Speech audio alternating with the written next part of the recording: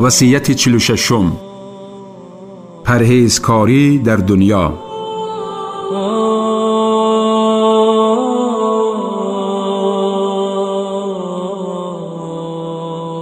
از عبدالله پسر عمر رضی الله تعالی عنهما روایت است که پیغمبر صلی الله علیه و سلم از دستم گرفت و گفت: در دنیا مثل غریب یا راهگذر باش و خود را از اهل قبرستان بشمار.